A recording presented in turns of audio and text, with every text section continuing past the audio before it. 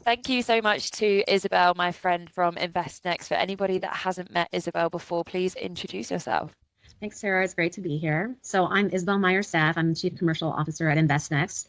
I've spent over a decade in PropTech and SaaS leadership. I was at AppFolio as a VP across a couple of different disciplines, and I was at Artera as a SVP of Product Management. And I was formerly also at RealPage as SVP and GM of Payments, where I built fintech solutions for property management.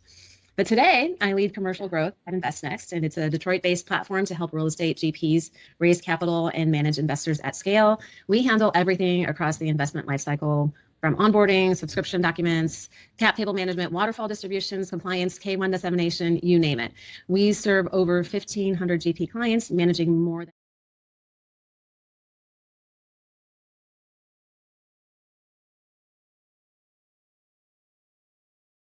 I remember one thing that you were passionate about was living by the principles of validate first and build after. So I'm keen for you to share with everyone what you mean by that. Yeah. So what I really want to talk about today is a discipline that I think is genuinely underrepresented in how prop tech gets built, and honestly, in how a lot of software gets built, full stop. It's called market validation. And before you think, yes, obviously I've heard this before, I want to challenge you on what it actually means, because I've seen it done wrong a lot, including at earlier points in my career, even by me. So here's the thing about prop tech specifically. Commercial real estate is a relationship-driven industry. It always has been, and deals get done over dinners, over decades of trust. And when you're building software for that world, there's really a seductive assumption that creeps in that if you build something elegant and well-designed for people who you generally like and respect, that they'll buy it and they'll tell all their friends and the market will find you. But we know that the graveyard of failed prop tech is full of products that were built by smart people who skipped the unglamorous work of actually confirming that the market wanted what they were building. And so what I want to really stress here is that these weren't bad ideas that were backed by ignorance. They were confident ideas that were backed by people who just didn't ask the hard questions, or they stopped asking the hard questions too early. So what I want to talk about today is what validation actually looks like when you're doing it right, and what I've learned from building products before InvestNext, and how I'm operationalizing this discipline on my team today, right now. Amazing. And I guess like market validation could mean different things to different people. Some are numbers driven, some are relationships driven, some are grow first and the investment will come, some are let's secure the funding round and then we'll grow from there. So in terms of market validation and how you would define it, tell me a bit more about that. Yeah, it's great that you're asking this, because I think these words really get thrown around loosely. Market validation is not getting people excited about your idea. It's not getting nods in a room. It's not even getting positive feedback in a customer interview. Market validation truly is proving two things. One, that a real painful problem exists, and two, that people will actually pay to solve that problem. Yeah. And that second part is where most teams really fall short. We're really good at generating enthusiasm. Enthusiasm is easy. You show someone a beautiful prototype and they say, this is amazing, we definitely use this. And then we go back to our desk and we write a roadmap. But there's a huge distance between I'll definitely use this and here's my credit card. And real validation means that you've gotten to a place where someone is pulling the product out of you, where they're asking when it's going to be ready, where they're offering to be a development partner, where they're flagging a budget. And that's the different signal. That's a different signal than a great meeting. It must come from a personal experience. So do you feel like you've had to learn these lessons the hard way in prior companies? Definitely. I definitely did not always operate this way. I had to learn it. And there's a framework that has really struck with me that has been refined through building products across a few different companies. And it comes down to 5 things that have to happen in order. Before you talk to a single customer, you have to write down what you believe.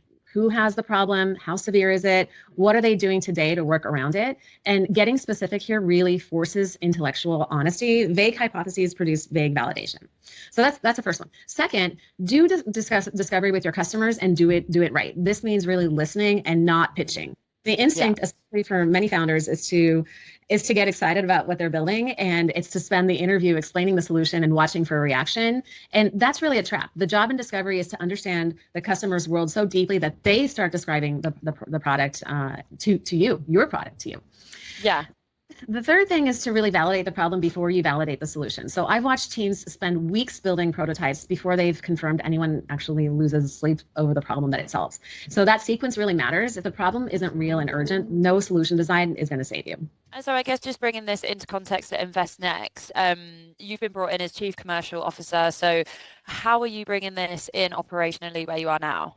Yeah, so at InvestNext, we're building software for commercial real estate investment management. We're serving GPs and LPs, and the temptation to skip that validation is real here as well, right? Our customers are relationship oriented, they're very generous with their time, and a lot of them really want to see us succeed. And that's great, but it's also dangerous if we let it substitute for rigorous signal. So we've built validation into how we work. Before we resource a new initiative, we do structured discovery, actual interviews with real users built around a hypothesis with questions that are designed to service disconfirming evidence, not just confirmation.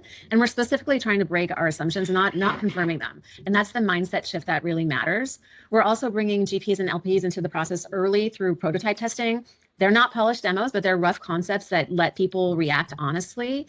And there's really something important about showing somebody a really basic wireframe. It gives them the permission to say, this isn't quite right, or this might look better if you did it this way.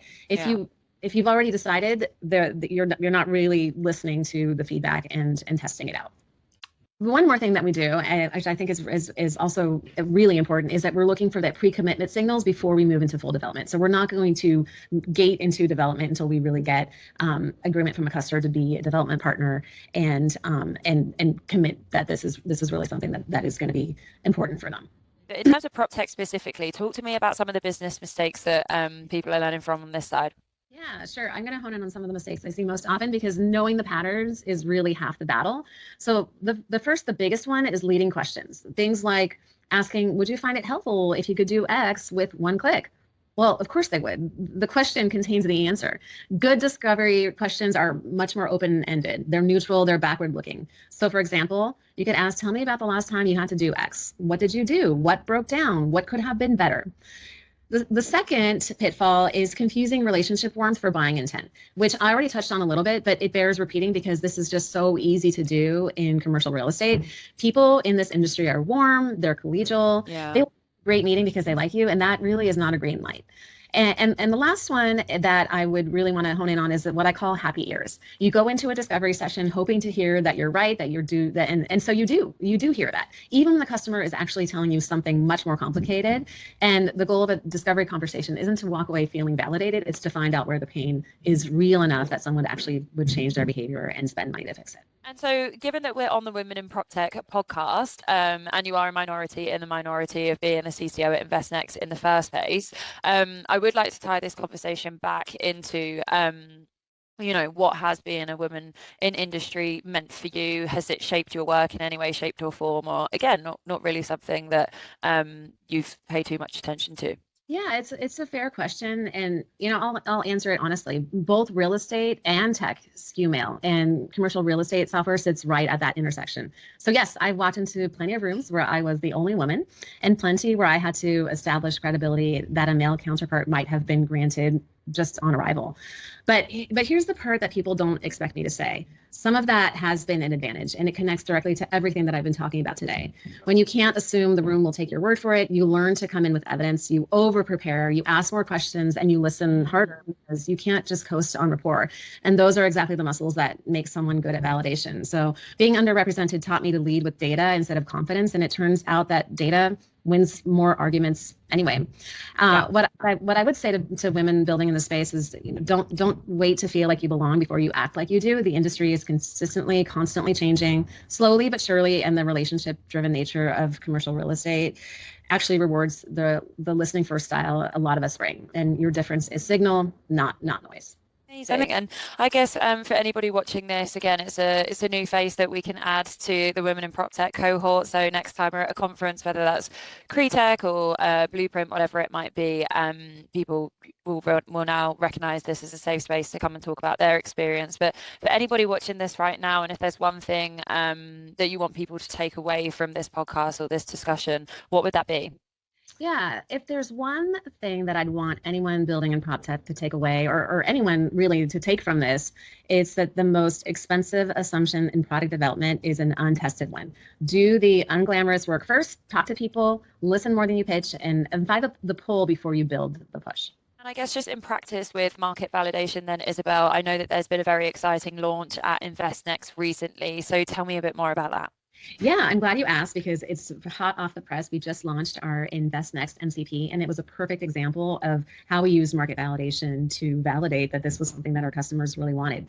Just kept coming up in conversations. We did some deeper work. We did discovery, and we recently announced the InvestNext MCP. We've got a number of development partners, and we are in early access and excited to take on more. Amazing. Well, thank you so much for the time, Isabelle, and I'm excited to see where you guys are taking things this year. Oh, well, thank you. It's been great to talk with you.